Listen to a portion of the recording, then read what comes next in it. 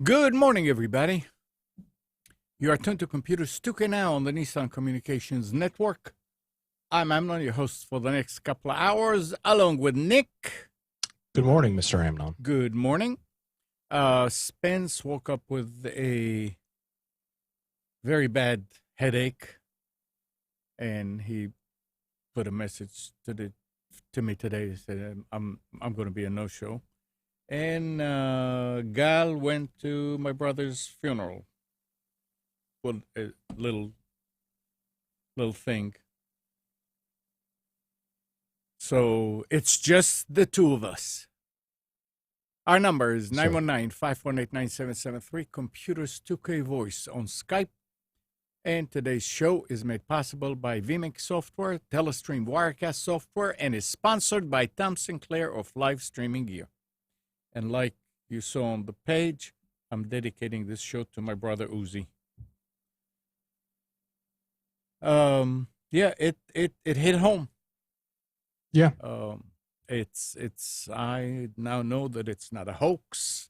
I know that it's not a conspiracy. It's real. But just to watch, and this is why I did not go, because I did not want to expose myself. And actually my niece was saying, Uncle Amnon, really don't come, because now you're the only one left, so we don't want to risk it. So, and thanks everybody in the chat. All right. Nick, as you guys can see, Nick is I'm in an Airbnb. Nick is in his new home house. Yes, sir. His new digs that he finally closed last week and moved in. Yep. And he's sitting there. And again, congratulations, Nick. Thank you. And thank you. It looks pretty good. I mean, for zip putting it together, that's pretty good. Very nice. When are we doing the in-person Computers 2K now? Now we can do the Wilmington barbecue. Well, yeah, we can do it. That's right. Absolutely. Yeah. Yeah. For all of our I don't know if we have any listeners in Wilmington, but what? I don't know if we have any listeners in Wilmington. But, the listener. I'm sure we do, but the listeners, it doesn't matter. The listeners can be anywhere. Well, yeah, but they can. I'm saying we can have. Oh, you mean to invite? I see. Yeah, we're gonna have a big party. Yeah. Yeah. Well, how many now? A couple of years for the 30-year anniversary, right? Or 20-year anniversary. What 20 years anniversary? I mean, it's already 26. Oh, okay, so it'll be 30 years. 27, 23. We started in 93, so whatever. So okay, so three more years for the 30-year anniversary. Yeah. The show is older than I am. That's weird.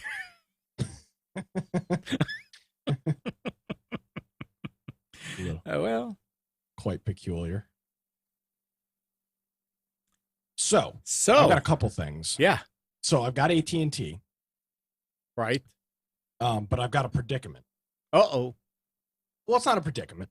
Well, it's a marginal predicament. So I got AT&T gigabit internet. Works great. You have to use AT&T's fiber modem. Right. It's not cable where you can purchase a Motorola Surfboard. It's not coax. It's fiber. they do have a feature called IP pass-through. What do you mean? It's the equivalent of a DOCSIS bridge mode. Yeah. Where you set your modem to only assign a dynamic IP to your router.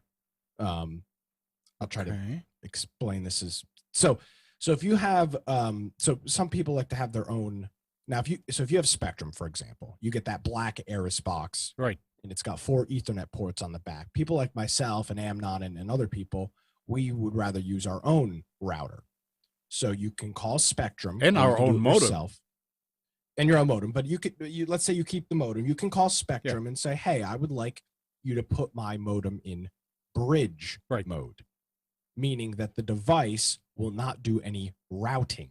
Correct. It will just hand out a dynamic IP address, and you need to interface it with a router, a Netgear, an Asus, whatever, a TP-Link, and that handles your routing. That's where you can, that's how you get an internal IP address, and then the router talks to the modem, and you can get to the internet. Mm-hmm. So AT&T has something similar called IP pass-through. So I set up IP pass-through, but the speeds are awful through pass-through. And it's apparently that's not a common issue. It is an issue. And obviously there's no support for using, they're not going to troubleshoot slow speeds on something like this that you're using it's your not, own it's hardware. not their equipment. Yeah. So from the modem, I can get like between 600 and 900 up and down. But with the IP pass-through connected to my router, I'm only getting about 100 by 10. Sheesh. So my predicament, Amnon, is, do I just bite the bullet and just use the AT&T modem? I think that's what modem router. I think that's what I'm going to have to do. I was going to say, what is the downside of that? Well, is there a downside? Probably not, but I have, and again, I don't do anything crazy routing wise, but I've got a whole bunch of port forwards and things like that. And you don't have access to their router to do that? You can do that on their router. Okay. So I think I'm going to have to reconfigure the AT&T device to be my router, and then turn my router into a WAP, I guess is what I'm going to do. So what I'm going to do is I'm going to set up my router just to be, I'm going to turn off the wireless. I'm going to run wireless on my router and run everything else off AT&T. Absolutely. I mean, because I don't really care about the wireless speeds. That kind of, and you saw other people saying that they have that problem? Yeah. I'm going to do a little bit more playing around. I haven't really had, and I'm not super worried about it right now because it's enough speed to do whatever I need to do. Right. But obviously it's not anywhere near what I'm paying for. So if that's all I can get, I'm better off canceling and just getting Spectrum, and I'll have much better speeds. But yeah, AT&T came, they pulled fiber across the lawn. They flagged it for a crew to come and bury it, which I'm sure they'll never do. Oh, they will.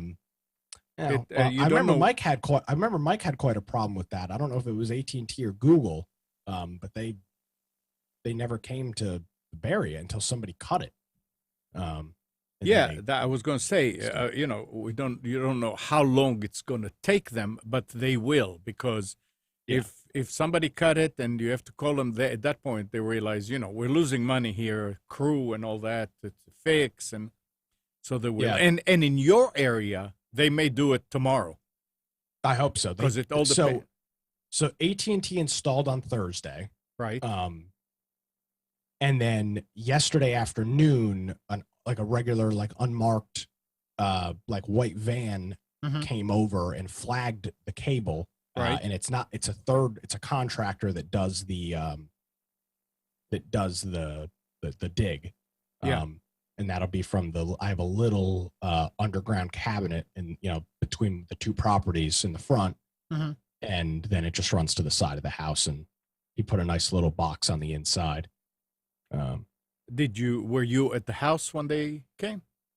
to flag it? No, my parents were. And did they check the ground, like, with like that mine detector or whatever, to see for lines? I'm not sure what they did. The guy was here about 2 hours or so. Oh yeah, they did. They did. Yeah. Yeah. Check your cable. I had the same problem. Coming to find out, the Ethernet cable I was using between the cable modem and my switch was an old time. Yeah, that's one thing I haven't done yet. I will do that after the show. Is check my Ethernet cables, because I could be using an old cable. Absolutely. Well, you know what? Here's the thing. You can do it. You can do it right now. No, I'm going to do a speed. I haven't done a speed test. I only did a speed test from my laptop plugged in via Ethernet. Let me run one right now from my desktop and see what happens. Laptop Wi-Fi? No, wired. Okay. So yeah, I'm getting I'm getting about 200 megabits down. Jeez. Yeah, that sucks. Well, it doesn't suck. Well, no, but I mean, yeah, when you have 900. Well, there's no. Yeah, exactly. Yeah. So I'm handicapping. I'm getting 200 by 10, which is exactly what I had with Spectrum. Yeah, but your original post that you put, the upload was faster than the download. Yeah, and that's the one thing with well, first of all, speed tests are highly inaccurate. Right. But it's an indication. Yeah, I don't particularly care about the speed. Now obviously if I'm getting, 100 megabits on 1,000 megabit connection, I'll be annoyed. But if it's anywhere north of 500, I don't do any sort of large media transfers, so I don't particularly care. But yeah, the 100 megabit is not good.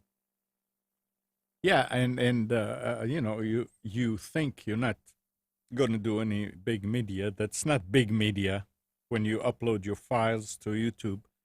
Yeah, they're not going to support no 900 megabits. No, but they'll support. I had 10. Right. They'll support they'll support 100 or something probably more. Yeah, so, it's going to be substantial. You will be able to tell the difference. But yeah, it's at this point. Yeah. So I'll check that out, Merle. I did think about that. I didn't. I had internet. And the one thing I find interesting though is on the front of my on the lights on my router, it does not show that I have an internet connection, which is odd. I'm gonna do a little. I think what does it take? What does it take to do away with the IP?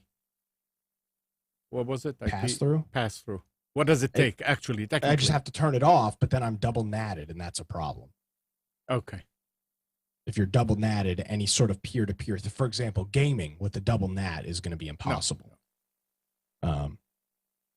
So, yeah, I'm logged into my router right now.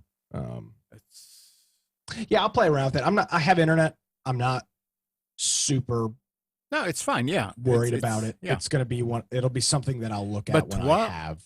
When you because for example, I've got 1, 2, 3, 4, 5, 6, 7, 8, 9, 10, 11, 12, 13, 14. I've got 17 port forwards that I really don't want to have to redo. And then if I switch to the AT&T, all my IP addresses are going to change. It's going to be a huge pain in the ass. So I'm going to try to not deal with that. All right. Well, but we'll see. I have internet. It works. Did you research that problem more than just like by the way, or? Yeah, some people reported it and then they said, "Oh, try this fix," and I just haven't had that much time to dig into it because it is working. Okay. Okay. So there may be a solution, but you didn't get to it, or did it? Okay. Well. Yeah, I mean, the internet plugged directly into the modem. It works. So. The thing, so is there some configuration between my modem and my router that is causing such a discrepancy in speed? I'm hoping I can figure it out because then I have to reconnect all my. You think about it. Oh, just switch to the AT&T device. Yeah. All my smart devices, I'm going to have to reconnect. Right. I've got a whole bunch of smart plugs. Right. But I would like to. Although I think you can change the SSID private, not just the SSID. The local network to comply with the network that you have on the router. So if they are assigning you now 192.168.3 you can change that to I 0. changed it to a 172 basically. And what was IP and address. what is the router? Router's a 192. Originally, the modem and router were 192.168.1.1 networks. So thinking, okay, maybe there's an IP conflict. I changed the modem to a 172. 172.10.1, I think, is the network that I used based off of a YouTube video I watched. So I'll have to dig into it a little bit more. You have to dig more into it. That's and the cool thing about a guy from AT&T is he works for AT&T, but he gave me his cell phone number. Yeah. Because he called me before he came over on Thursday. I was at work, and I told him what I do and what I want to do, and he said, if you've got any problems or questions, just don't call AT&T, just send me a text and we'll get it squared away. So I'll hopefully, if I don't figure anything out, maybe I'll reach out to him and see what his deal is. Yeah, super nice guy. Apparently, I didn't meet him, but I mean, did you? I'm trying now to see if I kind of doubt we're going to find anybody that says, "Oh, it works great," but if people saying that it's working, then you know that it's a configuration problem. It's well, yes, and the other thing too to note, and this is something that I had to do some research on, is that there's multiple kinds of AT&T modems. They have different models of modem. And can you ask them to change to a different? I mean, is it that might be a possibility if I don't get anywhere with my with my current setup. There's another one where some guy says buy static IP addresses, and then you can do some weird static routing to get your full speed. There is some options and opportunities. Fortunately, the speeds are more than sufficient right now for what I'm trying to do. Is the modem right there where you are? Yeah, the modem's back behind me in my little communication closet. Okay. Yeah. All right. Yeah, I see some things here, and they said that it's. Yeah. We can. If you need help, and we can. Yeah, it's gonna be but again, fortunately, I have internet. Too bad that it's not just plug and play. You say. It would be nice if it was. Well, it's funny though. They do have the feature that IP pass-through. You set IP pass-through and you select the MAC address of the device you want to do IP pass-through to, and it works. But it's still handing out DHCP addresses because if I plug something directly into it, I get a local IP. So there's probably a double route, a double NAT, some sort of double. Something is doubling, which is causing my speeds through my router to be significantly slower. But fortunately, the internet is such a wealth of, and obviously AT&T is very widespread. It's all over the country. So I'm not the first jackass to try to do this. So yeah, hopefully in the next week or two, I'll have some time to dig down into it and get it. Well, even if I can get 500 megabits through my router, I'll be fine. Yeah, no. I don't particularly care about the gigabit speeds. I really don't. But it also is indication that something is not right, and that would bug me. Yeah. But in the same vein, like I have a whole bunch of other crap to do around my house, and 400 megabits is not. Which it's shocking for me to say this, but 400 megabits is not my top priority right now. It's my top priority, but not right now. I'll read a little bit about it too. Yeah, I'd be curious if anybody's got any. Maybe I'll come up with anybody's got any feed. There's a lot of good YouTube videos and whatnot. It's just it's been a crazy couple days. Do you mind if do you want to do some news, or do you want me to talk about a product that I purchased? Anything. What's the difference? Right. No, that's actually better. Yeah, go ahead. All right. So I purchased this guy. This is based off of our friend Brian's recommendation. This is the U-lock, ultra lock, U-bolt, Bluetooth, a deadbolt.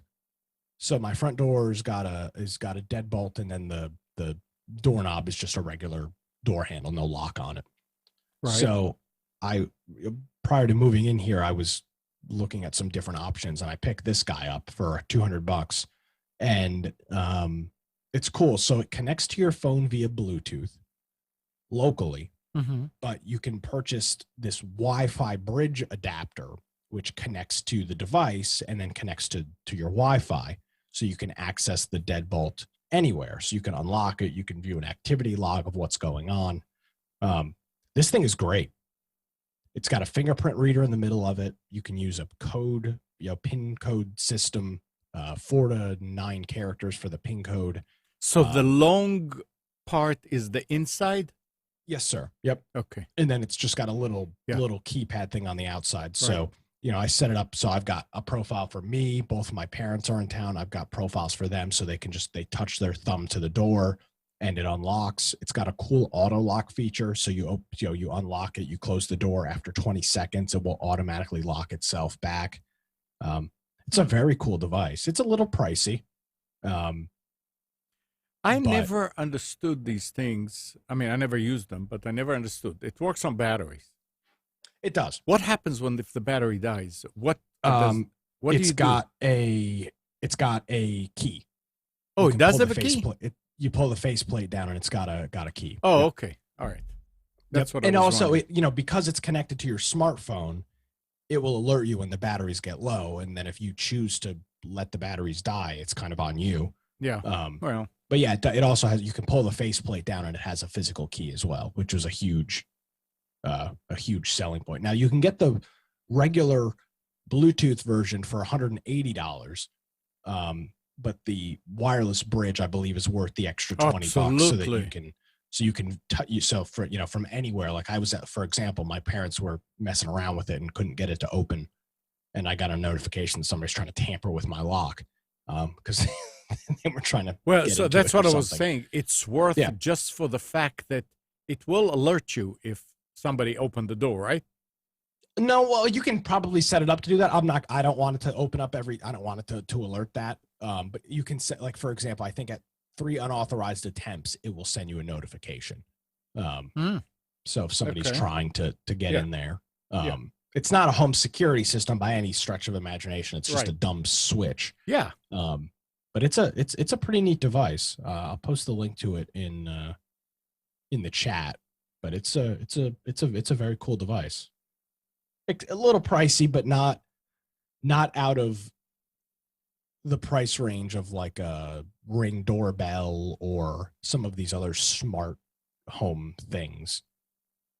It's in that ballpark, and it was highly recommended by our friend Brian. And he's using it. Yep. He installed it on his house a couple months ago. I was going to go with the cheaper one. He said, "No, get this one. I really like this one. I really like this one." It makes more sense. Yep. So it's a cool. Yeah, the installation wasn't anything crazy. You just have of course, me and my father being hard-headed idiots, didn't follow all of the instructions, so we had to like redo most of it.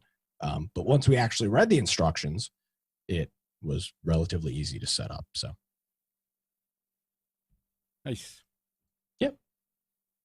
Nice. So that's the only thing that you got for the house so far? No, I got like regular house stuff, fire alarms, and I ordered 2 Echo Dots. Those will be here Monday. Mm-hmm.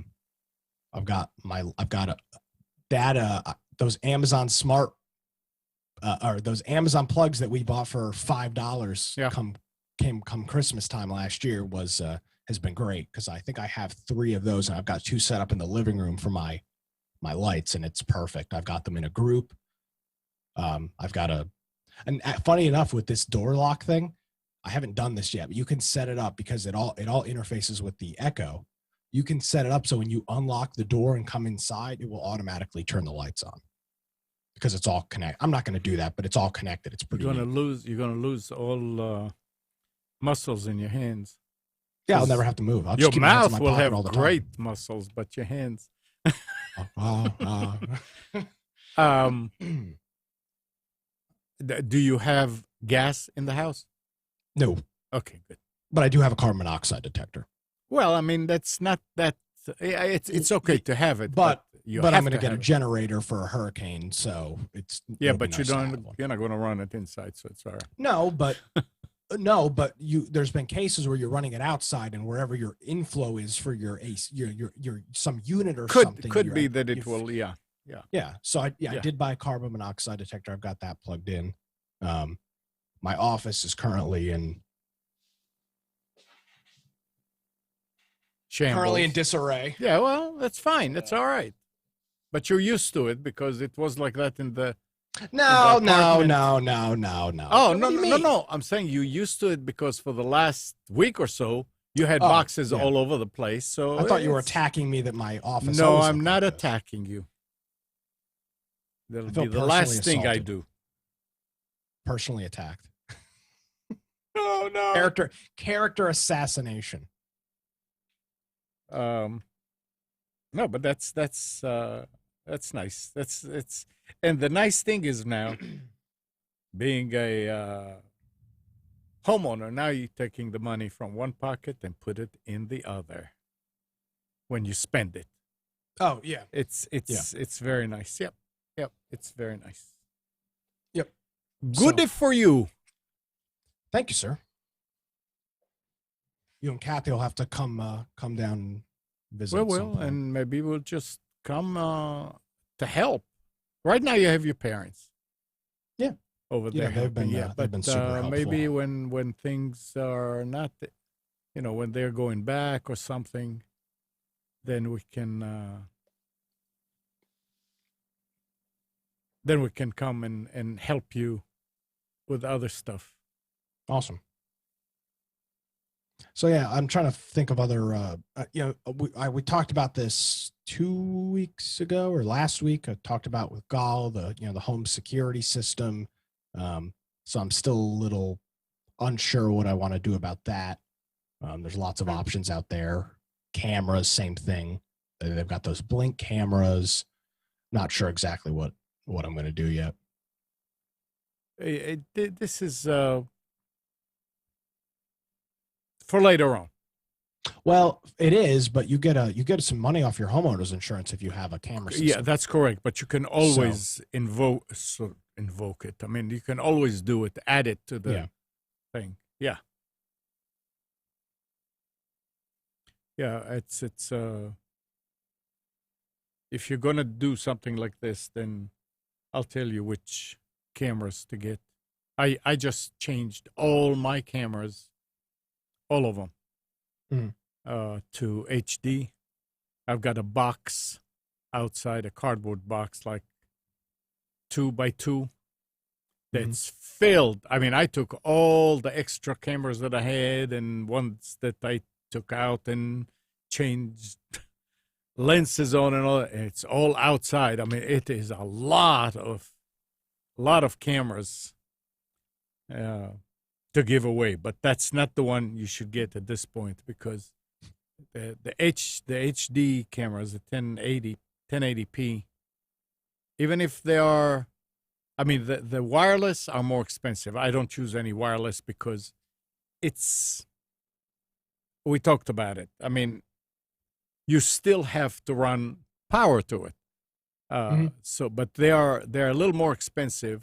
You can buy them in the 20s and 30s, but the wired ones are sub $20. Yeah, and the question will be picking what ecosystem you want to go with. Like, simply say the same thing as you want to invest into an ecosystem. That's true. Yeah, I'm thinking about the way that I use it. Yeah, that's true. But if you get a Simply Say for one of those, then you have to use their cameras, which is okay. Yeah, well, yeah, exactly. So I'm gonna, my intention is to use my Amazon device as kind of my smart home hub. So as long as things interface with that, I'm gonna start with that, and then I'll look at we looked at that home automation server and stuff, but I'm gonna start with that as my interface. The house already has a smart thermostat, which is cool. That's I have to call Honeywell to get access to it, but it's got a Wi-Fi thermostat. So very nice. Got my smart toaster.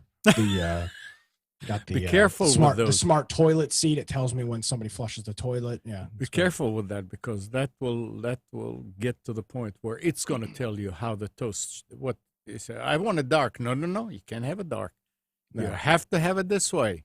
Sorry, no.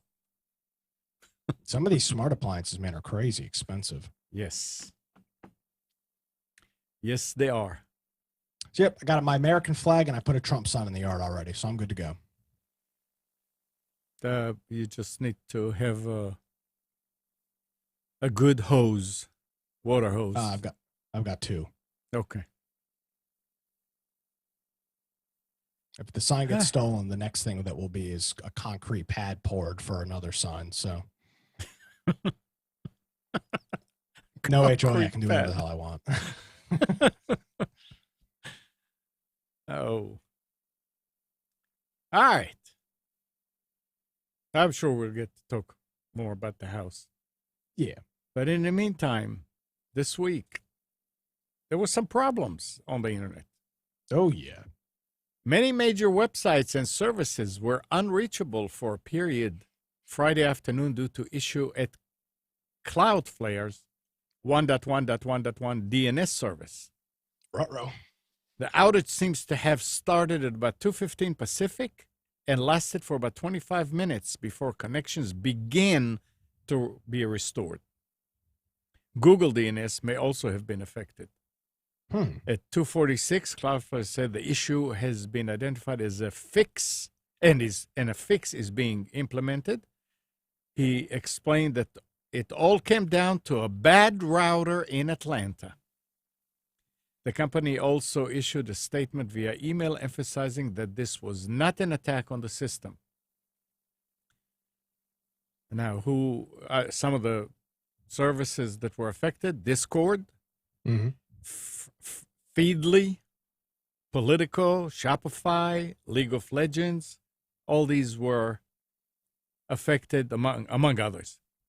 Give an idea of the breadth of the issue. Not only were websites down, but also some status pages meant to provide warning and track outages. In at least one case, even the status page for the status page was down. So yeah, you can't resolve it. Yeah, absolutely. I don't know how other people are doing it, but the way that I have my DNSs on all my machines, I do static, local static, and you don't have to do anything special for static. All you have to do is just put an IP. If any of you wants to do static IPs to their machines at home or in the office, you go into the router and you just say that DHCP is from, let's say, 50 to 100. Everything else from 100 to 200 you can specify in your Ethernet properties. Now you need to know what you put there, and you need to keep tab of it to know that you don't duplicate. But then you put your own DNS. The way that I do it, I put the first DNS is 8.8.8.8, but the second one is my gateway, so it's 192.168.0.254 or whatever. And this way, if one is down, the other one would work. But in this case, let me ask you this though. Yes. So on your gateway, what do you have your DNS service set to? Your ISP? To the ISP. Gotcha. Yeah. So Spectrum or AT&T, depending on your gateway. Correct. I don't touch that. I leave it alone. Let them do their thing. I care about what's happening on my side, and it works. You should know better, Amnon. It's always DNS. Yeah, it's always DNS. Absolutely. If there's ever an issue, printer's not working, I Your thought car about won't you. start. It's raining. It's Yeah. DNS. Yeah, It's it is. always DNS. It is. It is. And wait, I was thinking about you when I was reading this, and there was another one that had to do with Microsoft DNS. I almost jumped off a bridge because of this issue. Oh, so you know about it? Which one? The one with the the DNS one or the Outlook three. one? Where is it? The vulnerability one? Yeah. Yeah. Yeah. So there was a Microsoft. There's a new. Maybe I didn't keep it. It's not a 0 day, but it's a critical. It's a critical issue. It's an issue with Windows DNS server. Right. Yeah, that's the one. Doesn't I'm run talking about. locally. This is an issue for Windows servers. Right. Which in any small to medium sized business, if you have a domain, you're running probably 2012 R2 through 2019 Windows Server. Right. And this issue with the DNS server is allowing remote code execution, which obviously can screw you 6 ways from Sunday. So we are deploying the hot fix for that this weekend for our customers. And yeah, pretty big issue. Yeah. And it's been out there forever, apparently. Right. And the company asked, apparently they asked the other company that found out about it not to put too many details out, which is very good. There's a registry-based workaround. I'll post the link to it. I mean, again, this is not for, let me be clear, this is not for your local machine. Do not run this on your computer at home. This is for nothing Windows to do with server. yours. Yeah. You're not running Windows DNS server on your local computer. Right. So, but there is a workaround that we applied this weekend to our customers, and then not sure when Outlook is going to have their update. But there was another huge Microsoft issue this week as well. Oh, you have anything about the Outlook issue? No, I didn't read anything. So this was on Wednesday afternoon. Okay. Early afternoon. The phone starts ringing. My Outlook is crashing. Wait, yeah. So I log in, to the first customer, and I'll be damned. You click Outlook, it comes up for half a second and it closes. I said, so okay, so you can run Outlook in safe mode by opening up Run and typing outlook.exe/safe. Same thing, that comes up, it closes right out. I'm saying, what the hell? So I do an Office quick repair. I do a complete Office reinstall. I cannot get Outlook to open. Meanwhile, our phones are ringing off the freaking hook.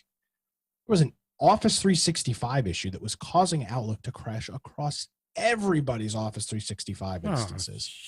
So our freaking phones went bananas. My Outlook's not working. My Outlook's not working. My Outlook's not working. My Outlook's not working.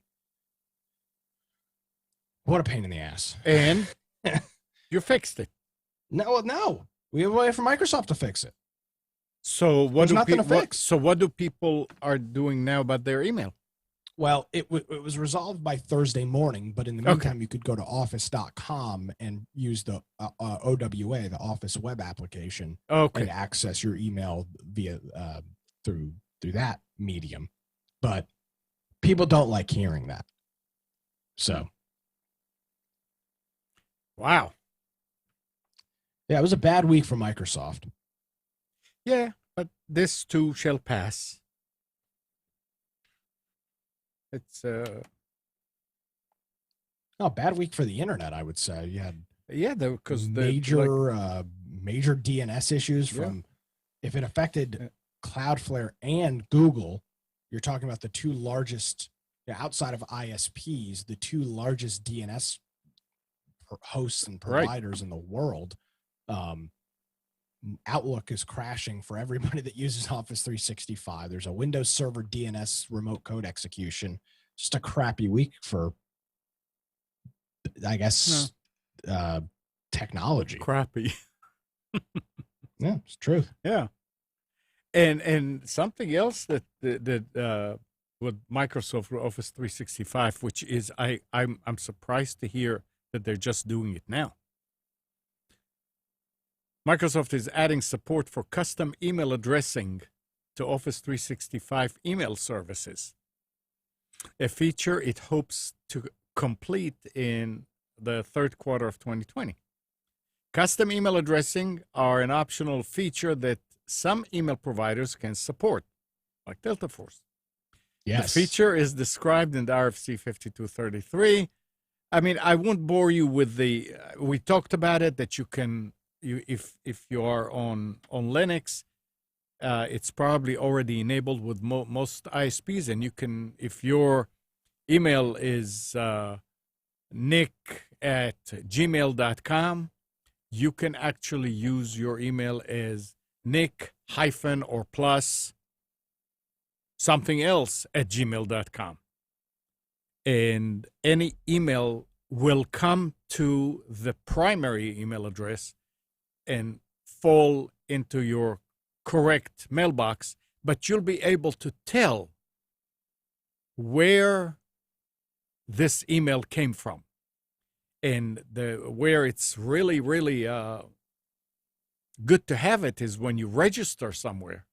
Anytime I register, I put Amnon hyphen in the outfit or something that I'll be able to recognize the place where I'm registering. So if I went to ABC, whatever, if they sell their mailing lists, you would know, because if you got spam and you look in the header and it did not come from them, but it came to Amnon hyphen or ABC, then say, okay, so they gave my email address to another company who's sending me spam. And at that point, you can block that and it'll work.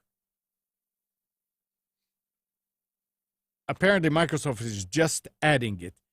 The downside of them doing it and talking about it and all that at this point is that people that are, what's the word when you go after emails? Harvesting email addresses.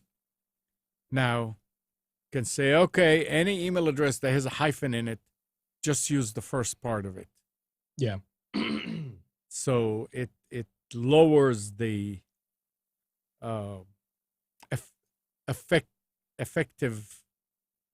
effectiveness of that trick. But it's good because it's going to take them time to do it, and in the meantime, you have more control over your email. Yeah. So they're finally doing it. I mean, I think at Delta Force have been doing it since the late 90s. I tried doing it on my Office 365 the other week, and it didn't work. Yeah, obviously. they're adding it now. That's what they're saying. They're adding, they're adding it to complete in the third quarter of 2020. Yep. Oh yeah. But if you tried your email address that's on Delta Force or at Radar Gaming or whatever, it'll work. Oh yeah, I've seen it work. I just yeah. I don't know why they were holding so long. Oh, it's Microsoft, Amnon. Come on, you know, you already know the answer to that question. Come on. Yep.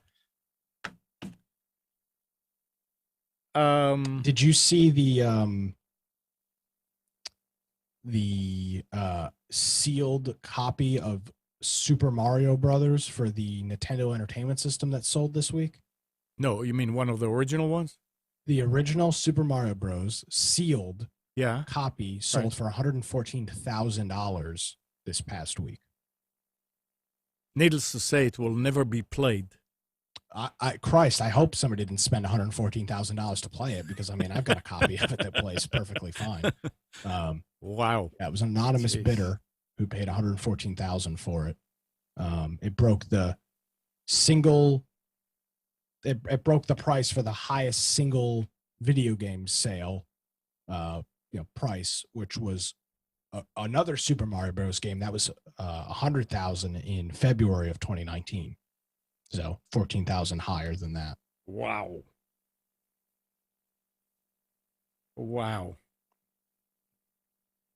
Pretty cool. Interesting.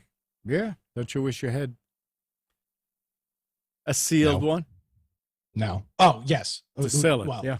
Yeah, to sell it. Yes. To buy it. Absolutely not. No. I mean, you have to have money to throw away. Well, I don't know. I mean, this is an investment. No, it's not. I'm sure that in 10 I can't years, imagine this thing's going to go up in value. I would think it will. I mean, it did. Yeah, but doesn't this stuff hit a critical mass? Like old technology. Who knows? I would assume older technology hits its stride. This game at this point is 35 years old. It came out in 85. Yeah. So I mean, the game's already 35 years old. I can't imagine it going much higher than that. I don't know. It may. I guess. I mean, I hope that whoever bought it is doing it because they realize that it will probably be worth something more than this one day.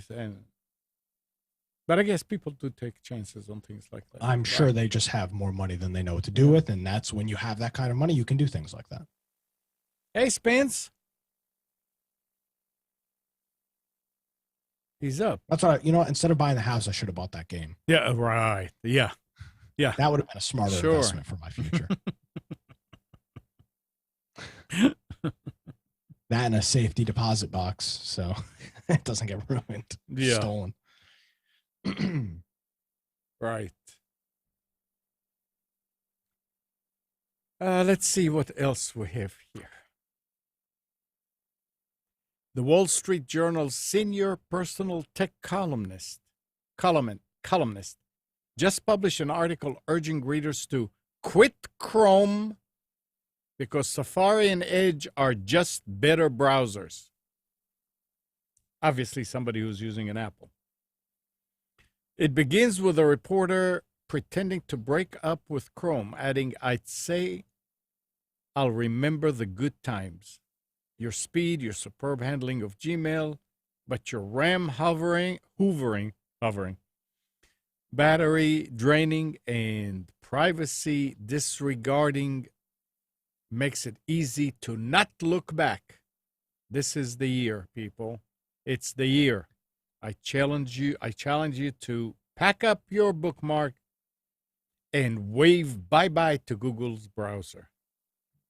And the article is even accompanied by a video titled 4 Ways to Stop Chrome from Slowing Down Your Computer, where tip number 1 is just stop using Chrome. Okay. Well, is this gentleman still using Gmail? I have no idea what he's using or how he's using. Is this gentleman still using YouTube? No, I'm asking. I don't. Okay, the answer is most likely yes. Yes. So then, what the hell are you talking about? How are you gonna get rid of Chrome, but you're still gonna allow Gmail to see anything you purchase? I mean, if that, I agree, Google's not good with privacy, but guess what, Amnon? They provide the best services, so that's the decision I'm making as a consumer. Is I understand Google is absolutely not handling my privacy the way I want, but I like using YouTube, I like using Gmail, I like using Chrome. But it would be stupid for me to switch to Firefox, but still use my Gmail address and still use YouTube, because then they still have all your data anyway. Yeah, they don't have your browsing data, but they've got everything you purchase, anybody you talk to. I haven't used Chrome in, I don't know, 2-3 years. So I don't know how it is now, but yes, it got to the point where it was locking up the computer. Obviously, it's because of the setup that I have on my computer. It's not everybody gets, but it was slow. It was it just wasn't a good experience. And going to Firefox, wow. So I don't know. They during those last few years, we talked about the fact that Chrome was getting better. So I'm wondering if that's part of the better. I'm very happy with Chrome. Well,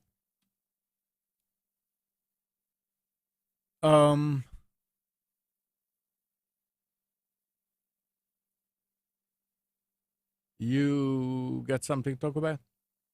No. Nothing.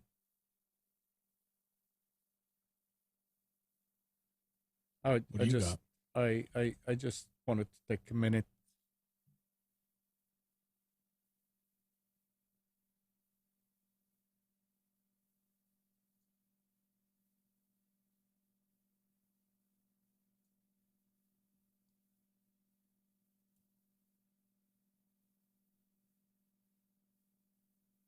This is Uzi.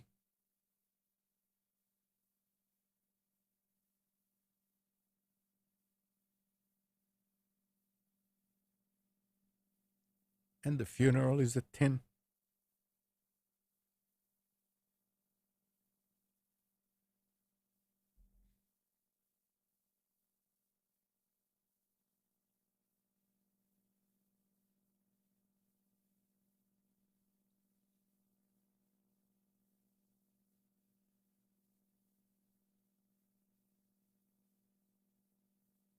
Well, I told my niece that I would pause it when it starts. Yep, that was this was bad 3 weeks. I can imagine. Yeah.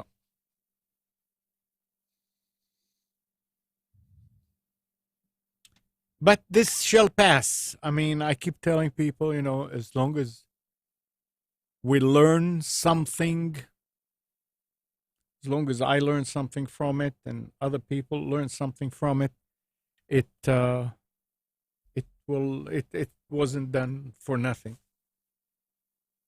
A good reality check. Absolutely. It's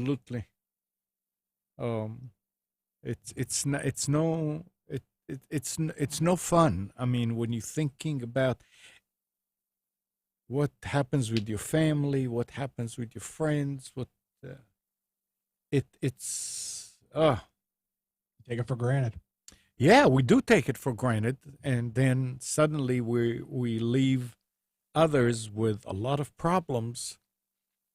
Sure, it's not our problem anymore if it happens to us, but yeah. Anyway,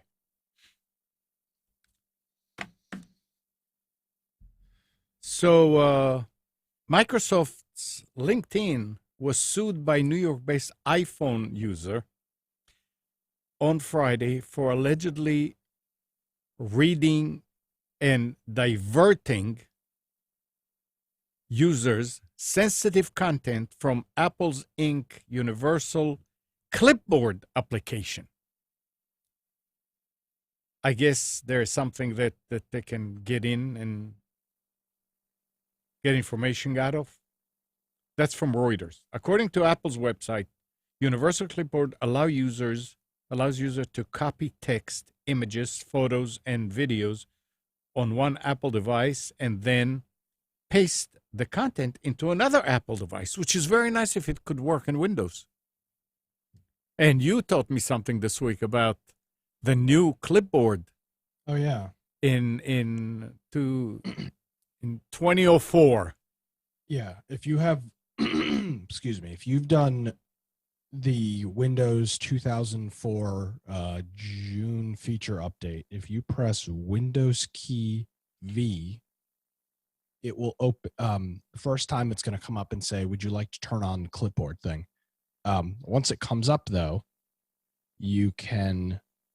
It's a Clipboard history. So, like many people, I'm sure you've copied something to your clipboard and then accidentally copied something over your clipboard, and kick yourself for it.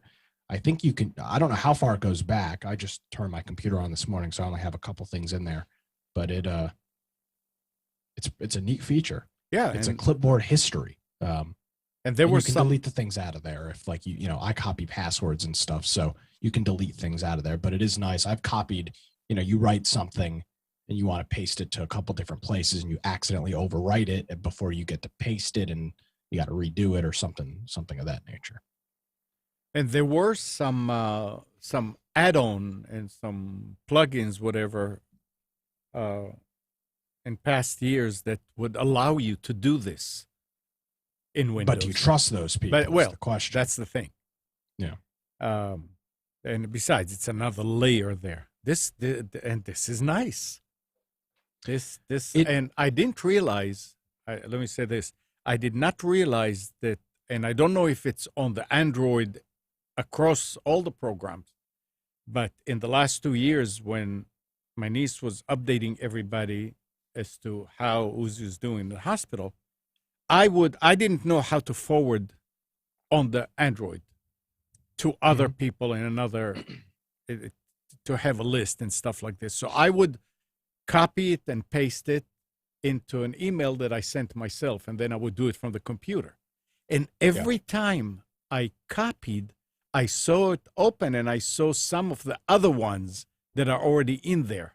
And I think, I don't know if it's the WhatsApp that has this, or it's the Android has that when you copy. Probably WhatsApp. And if I had to guess. Yeah, I did not use it, but I didn't know. I saw it a couple of times. I said, what is that? So one time I just clicked on it, and sure enough, it was all the last ones that I did, and you can clear it. So this is what this one does, right? Yeah. Yeah, it's a really cool feature. Just press Windows key V. It's going to ask you to turn it on, and it's already not saved my ass. It's not like I've done anything crazy with the Clipboard, but it's been very useful. I use a password manager, so I go and I generate a password for, let's say I'm signing up for power utility. Great example. Water utility actually is the recent example. I go to my password generator, make the password, and then after I create the account, I paste it into my Bitwarden, which is my password manager. Well, I accidentally copied something into my Clipboard between when I put it in my password manager.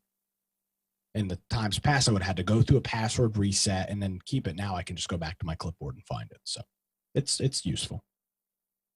Yeah, and I mean, but why did it take so long is the question. It seems like the easiest thing in the world. It was probably somebody finally decided, hey, let's ask for this, and they asked because But yeah, and especially, I mean, if you're doing a lot of copying and pasting, many times you copy something, but before you paste it, you say, yeah, but I need to do that first, and you go and you copy it, and but the other one is gone now. I do that with passwords all the time when I'm setting up accounts. I'll accidentally copy something else. Yeah.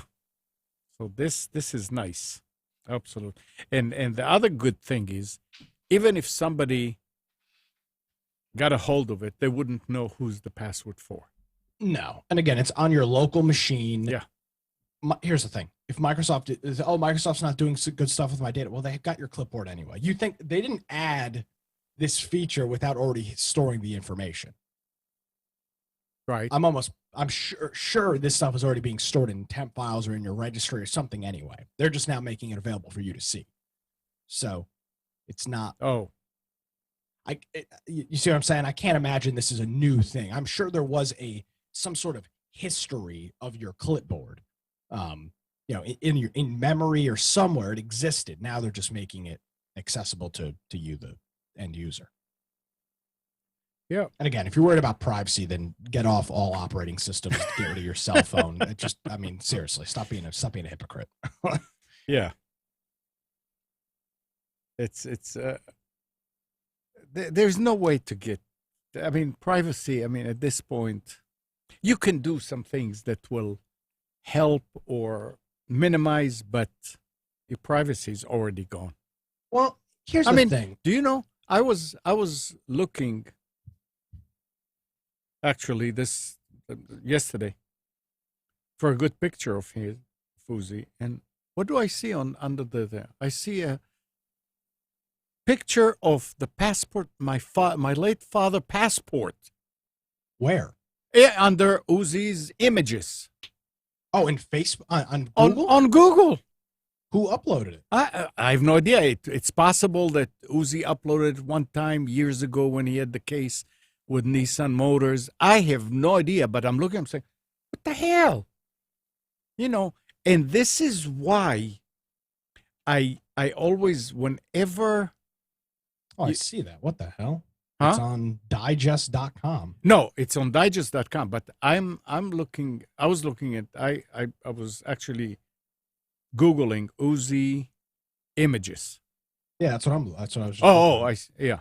Digest.com is one of his domains. That's where he put all the, Oh, gotcha. yeah. But the thing is, all these places that when you log in and they try to look like they're really secured and they want to have a privacy question, if you look at these questions that they're asking, most of them can be answered by somebody who's trying to break in by just going and looking you up on the internet. Yeah.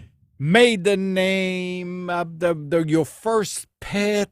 I mean, and I try to stay away from these. It is really ridiculous.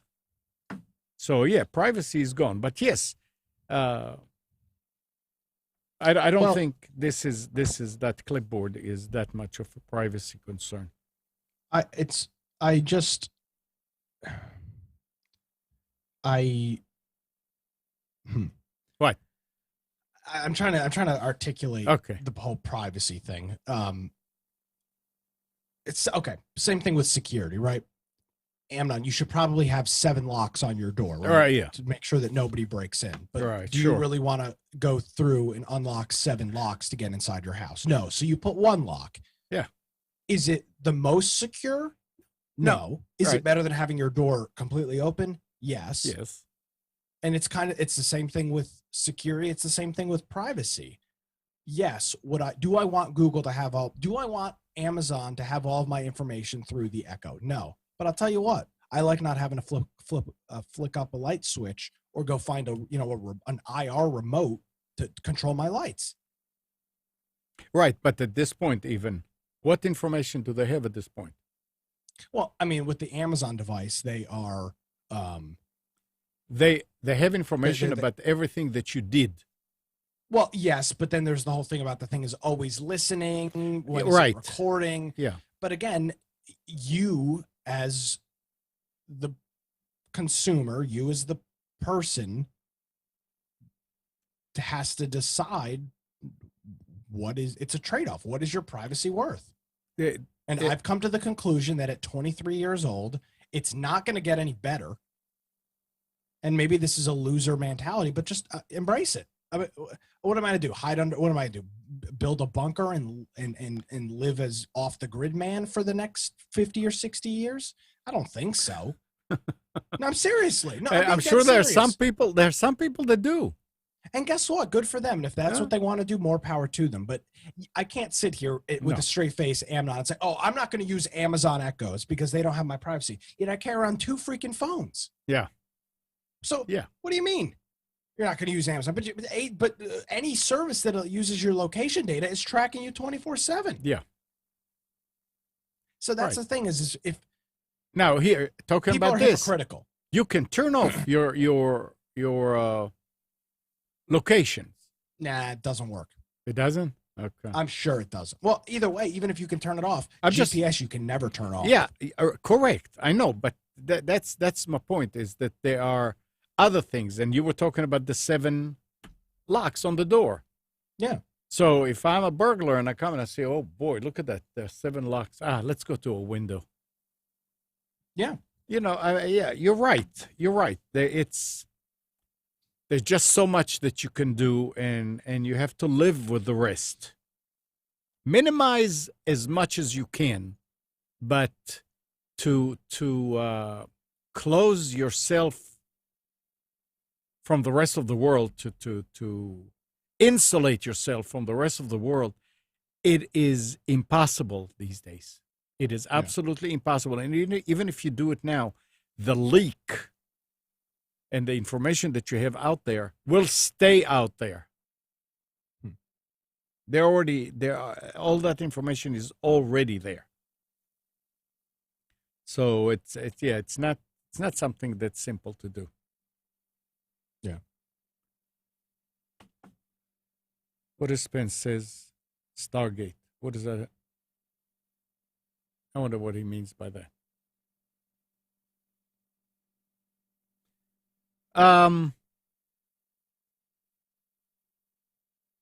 Here is something that's good for the consumer, but it could be a problem. Bad actor phone companies that profit from robocalls could be blocked by more legitimate carriers under rules approved unanimously last week by the Federal Communications Commission.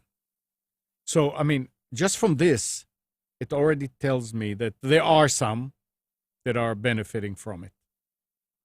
And it tells you that if you're on Verizon and they are blocked by T-Mobile, then your daughter who's on Verizon cannot call you if this will come to be.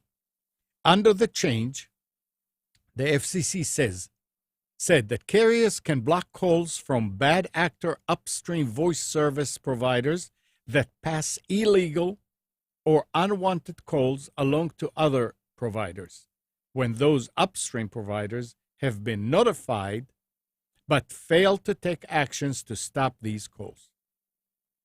Carriers that impose this type of blocking will get a safe harbor from liability for the unintended or inadvertent blocking of wanted calls, thus eliminating a concern that kept some companies from implementing robust robocalls blocking efforts.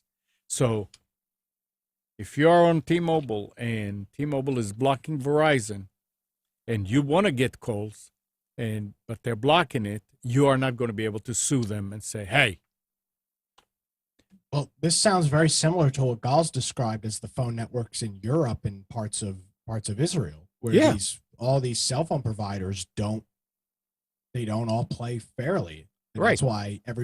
That's why outside of the United States, everybody uses Signal and WhatsApp because the cell providers just don't work. In the U.S., it's not a problem. You can text any U.S. number from anywhere, right, and it will work.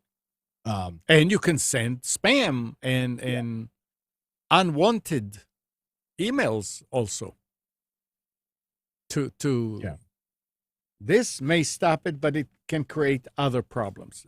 We'll have to wait and see how it goes. Yeah. So are you going to keep your new computer, or are you looking already for something faster? No. I do need a new GPU, but that's gonna have to wait. AMD finally brings a workstation class, in other words, security conscious processor, to challenge the Intel Xeon on the desktop with its Ryzen Threadripper Pro. Yep. With up to 64 cores.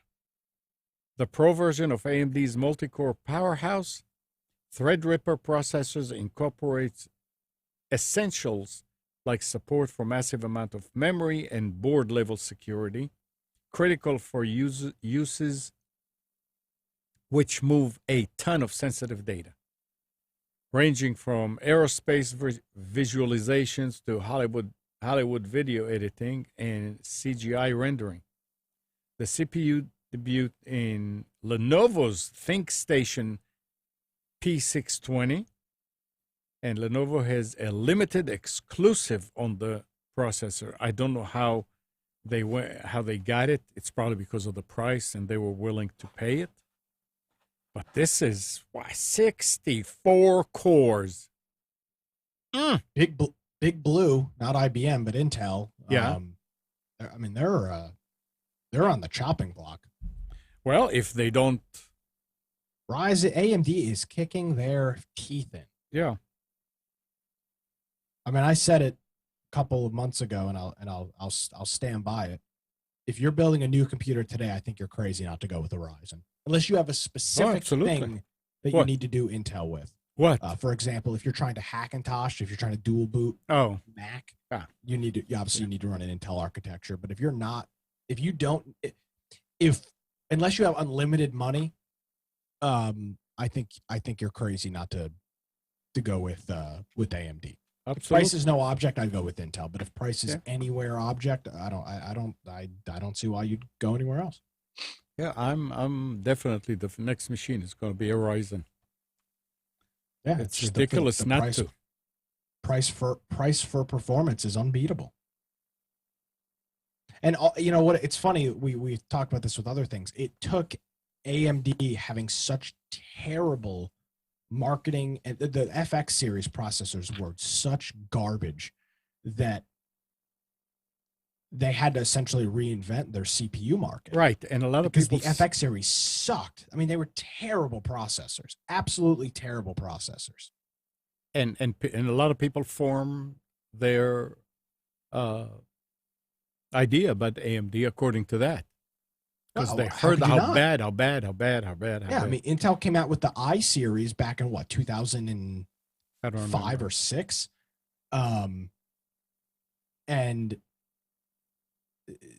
I mean the FX. I mean the Athlon series was all right, but the FX series was just god awful.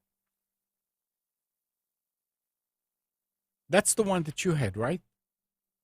Yeah, The one that was getting real hot. I had an FX Yeah. 30 something. I don't remember. Yep. Those of you that are looking to retrain, Google today announced 3 new online certificate programs in data analytics, project management, and user experience design. The certificates are created and taught by Google employees, do not require a college degree, can be completed in 3 to 6 months, and are offered through the online learning platform Coursera. Google says it will consider all of its certificates as the equivalent of a 4-year college degree for related roles at the company. This is not a revenue generating for Google, says Google Vice President Lisa whoever. Howski. Jevelber. Oh. There is a small cost from the Coursera platform itself. Its current price is $49 a month. But we want to ensure that anyone who wants to have this opportunity can have it. The tech giant has committed to funding 100,000 need-based scholarship for individuals enrolled in any of these career certificate programs and will be awarding over $10 million in grants to YWCA, NPower, and JFF, 3 nonprofits that partner with Google to provide workforce development to women, veterans, and underrepresented Americans. She says, "Yeah, I don't want to get into that." My God. She says those choose. She said that Google chose the specific fields of data analytics, project management, and user experience because they can lead to high growth, high paying careers. Yeah, underrepresented Americans, right? Stop oppressing people, Amnon. Yeah. We all are. Anybody feels like he's really represented? Anybody in America feels that? I don't think so. I can't say I do. Huh? I can't say I do. Yeah.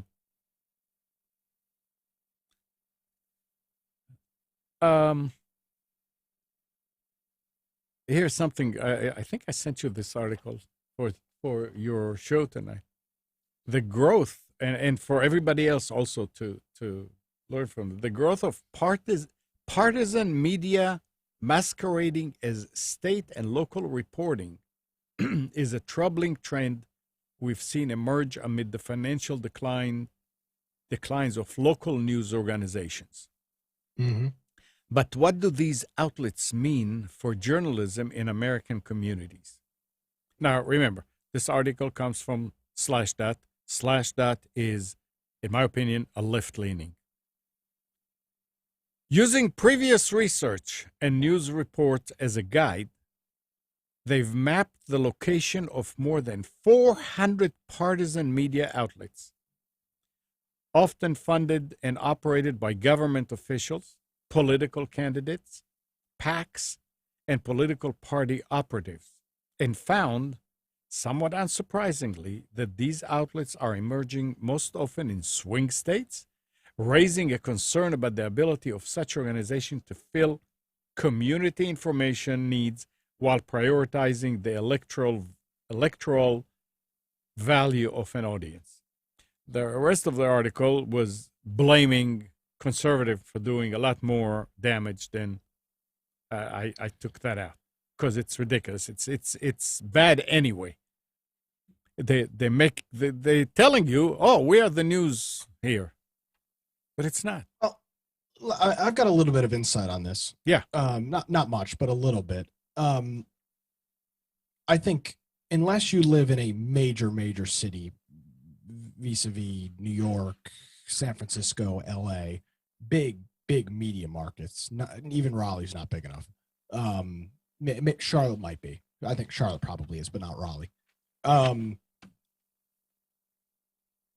Yeah. Like especially down here in Wilmington, there is no money to hire. The outlets down here won't allow people to actually report on things. It just doesn't make any money. Right. For example, you look at back in the 70s and 80s, investigative journalists. They don't exist anymore because nobody's going to pay you to write a story for 4 months. They're calling themselves that, but they're not. But they're not. Yeah. There's one guy in the state of North Carolina, Nick Oxner, and he works for I think he works for WBT in Charlotte. He's it. Channel 11 and Channel 5 up in Raleigh, they don't have any investigative journalists. No. They're not going to pay somebody to produce 20 stories a year. It's just it's a different market, and this goes back to advertising. Companies local companies specifically, there's no reason to advertise on TV. You right. Get your big ad buys on TV, your McDonald's and your car companies and your beer and things like that. But I mean, Amnon, when was the last time you saw an ad for Joe Schmo's Pest Control on TV? Right. None. He's either not buying ads at all or he's buying ads on Google or Facebook. Yep. Where people are. So, the media's got a double-edged sword here. First of all, it is a statistical fact that people do not trust the media. There is study after study of people's distrust in media. I see it here all the time. I mean, we've had in Wilmington in the past couple of weeks, we've had a couple of midday shootouts, gang-related midday shootouts, and the media has done a piss poor job in reporting it. And it's kind of a double-edged. It's like a chicken and an egg thing. People don't watch the news because, frankly, it sucks, and it's just regurgitated stuff from the Associated Press and Reuters. So people don't watch the news, aka people don't advertise on the news. So there's no money to do local stories. It's a feedback loop. Yeah. One thing affects the other. Absolutely. Well, yeah, and outlets are not going to make an investment in news if people aren't going to watch, and if people aren't watching, they're not going to produce news, and if they don't produce news, people don't watch, and if they don't watch, people don't produce. It's an endless cycle. There's something's got to break in the cycle. I don't foresee that ever happening, but it does. Because local news sucks, and yet not only they suck, they do it for 2.5 hours. It's the same shit. Yeah, it's crazy. It tells you they don't have. Go ahead. It's all national stuff. Yeah. It's packages from the affiliate. If they're an ABC affiliate, it's packages from ABC. If it's NBC, it's NBC packages. If it's CBS, it's CBS packages. Yeah. They don't even report. And why would they? The network's doing the news. Yeah, it's absolutely ridiculous. The I always used to get my news from local, and I can't even stand watching them anymore now. Of course. It's ridiculous. Well, Wiggs makes a good point in chat. He says it's useless except for weather, and that's exactly For weather emergencies. Even the Yeah, but weather sometimes is. Yeah, well, no, but that's it. Yeah. There's a couple of things where local, for example, I've seen it down here in the past couple of years. Hurricanes. Yeah. Local news, Right. local television stations are a literal lifeline. Right. Literally a lifeline. Like life or death could save or kill Mm-hmm. you, depending on what you're following and what you're not. But outside of hurricanes and tornadoes and things like that, and very rarely do you have but for example, you look back at I'm sure you've seen these video clips from time to time, Amnon, back when JFK was assassinated. And the media, the news of that, the local television news stations he was killed in Dallas, I think, right? The local television stations in Dallas with guys on payphones calling and trying to report what's going on. That stuff just doesn't happen anymore. So the effectiveness is gone outside of, I pretty much agree with Wiggs completely on this, outside of depending on the market, very, very large markets, New York, LA, things like that. Yeah, pretty much emergency weather, tornadoes, hurricanes, things like that it's useless. And I would also add that the other thing that you can't fake is live. So weather falls into that. Yeah. I mean, live stuff. Live stuff. I mean, that's has if you have a reporter out there with a camera and stuff. I mean, yeah, don't listen to their drivel, because sometimes they will describe it in a different way, but you can see, and that's not something that they can fake or compose beforehand. But other than that, it's a shame. It's really a shame. Yeah, same thing here, Wiggs. I don't have cable. I've lived down here 3 weeks. This week, I think I've been here. Excuse me. I think it'll be 3 years. It'll be 3 years this week I've been down here. I haven't had cable. I have no interest in cable. I will not be purchasing cable. Yeah, and there's no reason for it. And I think I'm ready. I think tomorrow I'm going to call Spectrum and disconnect. And I'm glad you brought it up. So the Plex server is working very nicely. Great. The live is working very nicely.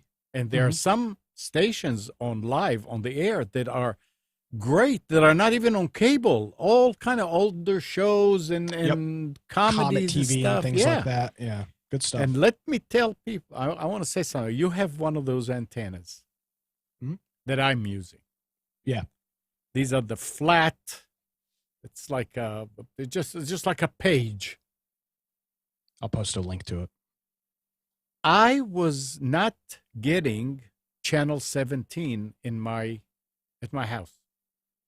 Every now and then, when I scan for stations, it will come up, but it was all pixelated, and I mean, it was worthless. I put the antenna outside. It couldn't do it. I thought about it. I mean, if I move it a little bit toward the left, it'll come on, but other stations will not be there. I took a rubber band, a big rubber band. I put it side to side on the antenna, so it made it sort of like a curved monitor, but a little bit more than a curved monitor. I mean, a little bit tighter. Do you know all the cameras, all the stations are coming in perfectly now? Yeah, I mean it's an antenna. An antenna is wire. That's what it is. Yeah, it's great. And I even took it. I mean, it's hanging flat on the outside on the soffit. I took a piece of foam, and stuck it underneath it if it's laying on the wall like that, I stuck it in between so it will be a little bit cocked, sort of like toward the sky. Not much. I mean, maybe a half-inch piece of foam. It made it even better. Now, I don't know what's going to happen when wind comes in. Yeah. But I mean, this is, if you have one of those antennas and you're not getting all the stations that you think you should, try it. I went out yesterday and I knew that the rubber band is probably going to break in the weather and all that. So I took a strip of Velcro and put it around it just so it'll hold it. And it's nice. I mean, there are like 43 channels of the air. And I don't care about all the networks and stuff, but there are channels that I've never seen on cable. I'm saying, local channels, why aren't they on cable? They say, oh, we have all the local channels. The best one is the antenna TV. Wow. But yeah, I'm going to call Spectrum probably tomorrow. I was waiting until I get it all done. And Kathy yesterday figured out how to go in between. The bad thing is with the Samsung TV that we have, which is a 2014.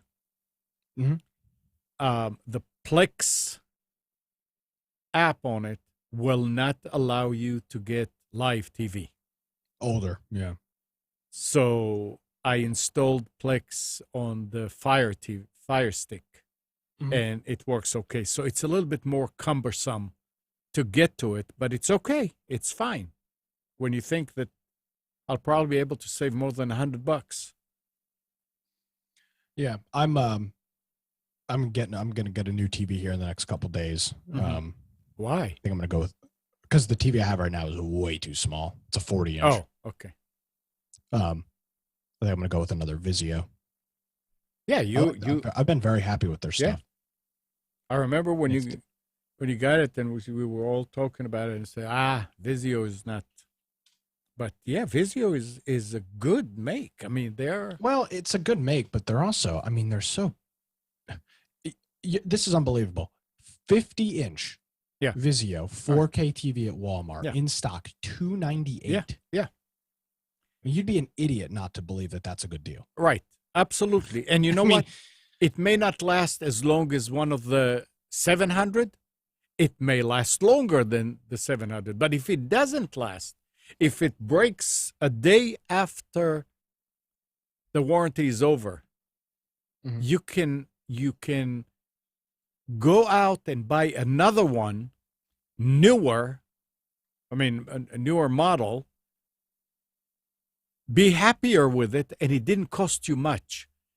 If you buy something for 700, then it breaks. Oh, come on, man. I'm not going to throw that away. Well, if it breaks, for example, the TV that I bought now, it's a 40-inch Vizio. I think I spent like $200 on it. Yeah. I'm going to put it in my office, or I'll probably put it over here in my office. Yeah. If I had spent $800 on that TV, I'd probably keep a small TV in the living room because I don't want to buy a new one. But and that's a very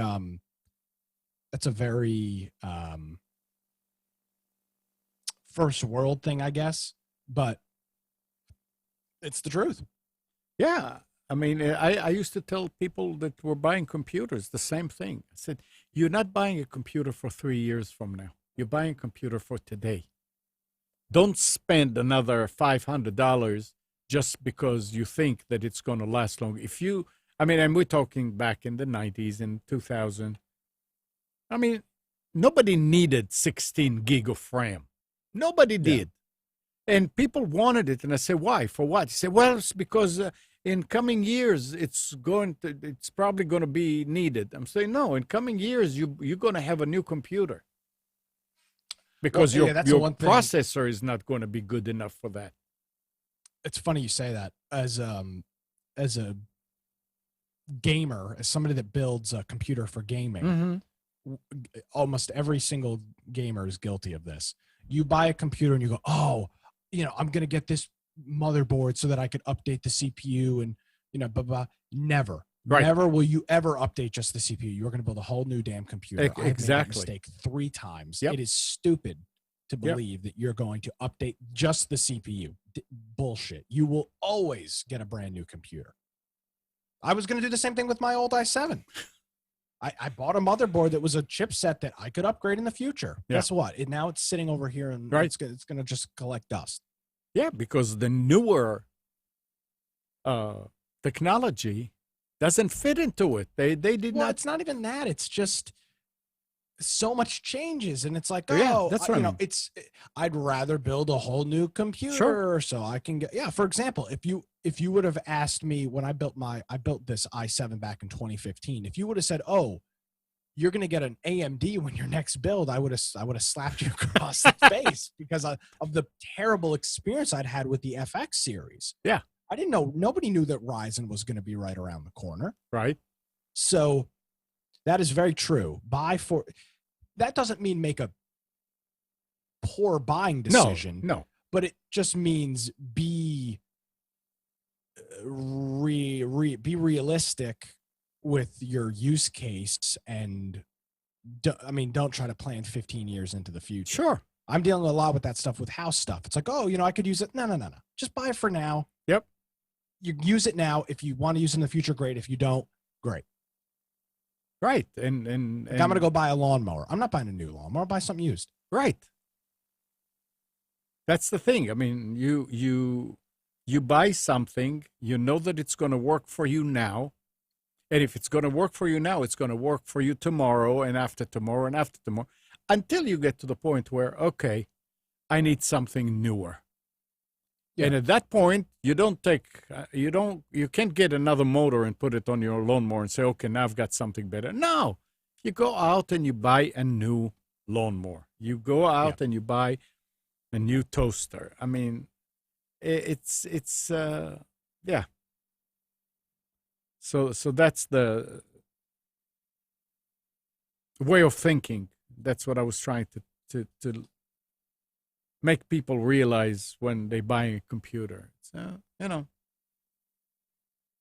it'll be fine now. Well, I want to get it for my daughter who's going to college. When she comes out of college, this is going to be. I said, what are you talking about? This technology is going to be ancient by the time she gets out of college. Yeah. Yeah. Let's see what else. There was something about FireFox here. Do you have something? No, sir. Oh, Mozilla says it is working on fixing a bug in FireFox for Android that keeps the smartphone camera active even after users have moved the browser in the background or the phone screen was locked. A Mozilla spokesperson told ZDNet in an email this week that a fix is expected for later this year in October. The bug was first spotted and reported to Mozilla a year ago, in July 2019, by an employee of video delivery platform Appear TV. The bug manifests when users choose to video stream from a website loaded in FireFox instead of a native app.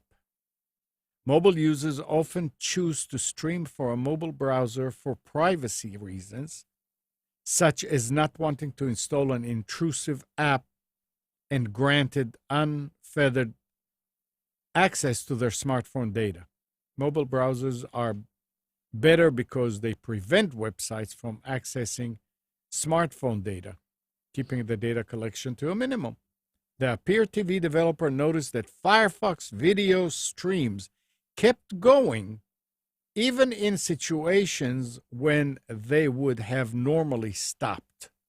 So, got to think about this. If you're using FireFox on an Android, there's a good chance that your smartphone camera is active even after you stop doing what you think you're doing. That's kind of scary. And why does it take that long to fix it? Mhm. The way of the world. Yeah. Yep. Let's see.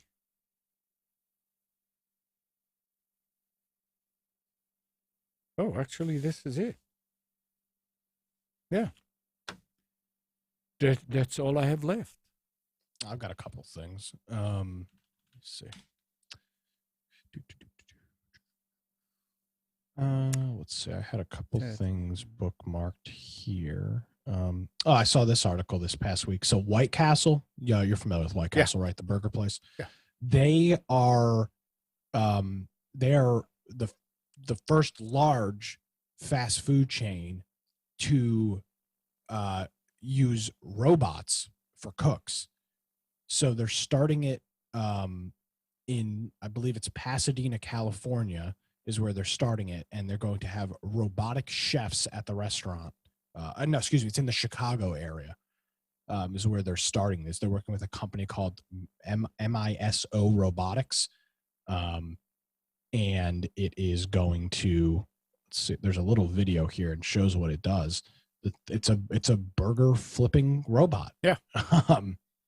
And but I thought that was somebody already had that. Well, they have them, but nobody's using them apparently. Oh. Nobody large is using them. White Castle's the first chain that's trying them in the Chicago area, and they're giving these things a test trial. It's called the Flippy Robot is the name of this thing. The device itself costs about $30,000 a year up front, and then costs another $15,000 a year in maintenance for the device. So it's not cheap, but as the price gets lower and lower and lower, it is going to make a lot more sense. It's also liability. If something happens to one of your employees, that's all that workman's comp and all that kind of stuff with the robot, you don't have it. No. So yeah, that's go to see a lot. Hannah my daughter sent me an email Friday night. She said, "What is this ugly thing?" And I didn't go to the link, but I saw the name Tesla. Mm-hmm. And I talked to her yesterday. I mean, with all what's going on here, I never got to it. And she said, "Did you see my email?" I said, "Yeah, which one?" And she was saying, she saw a picture of the Tesla pickup. Oh, yeah. And she thought that was an ugly thing. I mean, I told her, I said, "Look, I think it looks futuristic.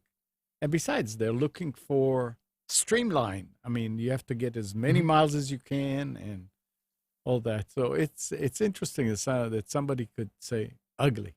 You were going to say? Yeah, I think they're ugly looking too. Did you see Ford's got the new Bronco out? Yeah, that's what's his name? OJ's. OJ. It looks awful. Well, look, they're all struggling, and it's almost like you're trying to use some back credits, good points. You know, people have good thoughts about Bronco, especially Ford people. Bronco was great. So why did you stop making it?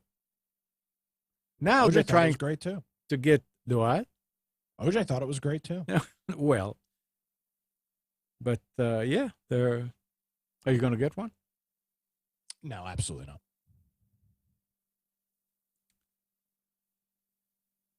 Yo, I've got another article here. We talked about this probably a couple months ago at this point. But SpaceX is moving forward with their Starlink, internet based streaming service. And there are some pictures of what the device is going to look like. Let me see if I can pull these up here real quick. this is what the device is going to look like for the Starlink. For the user, for the receiver. Yep. So that's what the dish is going to look like. It doesn't appear to be very large. Right. And it looks like, unlike a traditional like DirecTV or dish network dish, it's flat. It's not, those dishes typically have an indent. Right. So it does have concave. this indent, but they've got what are these things called on the front of it? It's like the rain screen that they put on it. And the cool thing about this is this is what they're calling the Starlink Terminal. It's going to have a motor in it, so it will self-orient itself. So you'll hook it up and it will find the satellite that it best. Yeah, exactly. When you hook up, the reason you have to hire an installer for or you used to have to, I don't know if you still do, for satellites, for DirecTV or dishes, because you got to have somebody out there with the proper equipment to align the satellite, right, to aim it the right align way. your dish towards the satellite. But these things are self. Yeah, they're self. It also, Elon Musk also said that it's powered by Ethernet, so it's going to be PoE, which is neat. So you'll just run an Ethernet cable to it, and there'll be some sort of switch thing. And if one of the satellites goes out or out for a little bit, it's going to find the next best thing. Hopefully. Yeah. No, that's a nice thing. Did they mention what kind of speeds people are? I haven't seen anything. I haven't seen anything about speeds yet. But yeah, this is the first. It's called they're calling it the Starlink Terminal, is what they're going to be calling that device, which is pretty cool.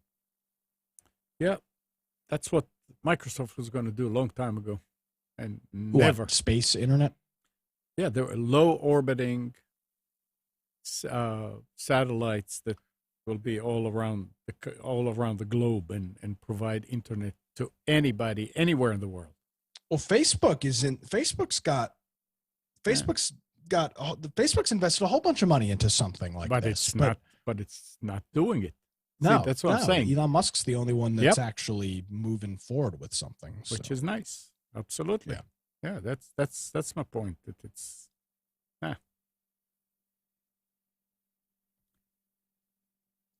All right. I was hoping that maybe Spence would have joined, or Gali's back, but we did good. We made it work. Yep.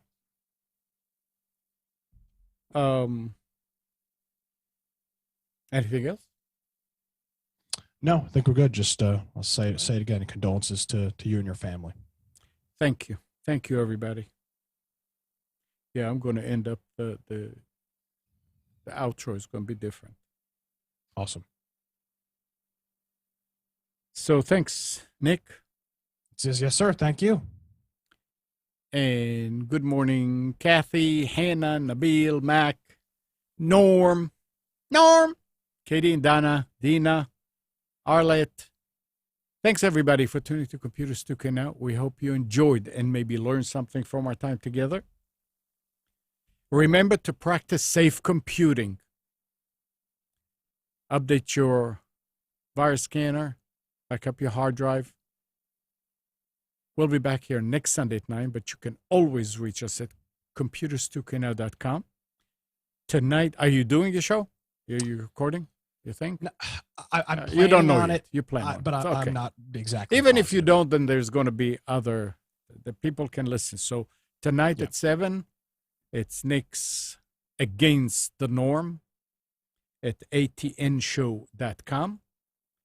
And you can listen to it in Wilmington, if you're in Wilmington, on 106.7 FM. See you next week.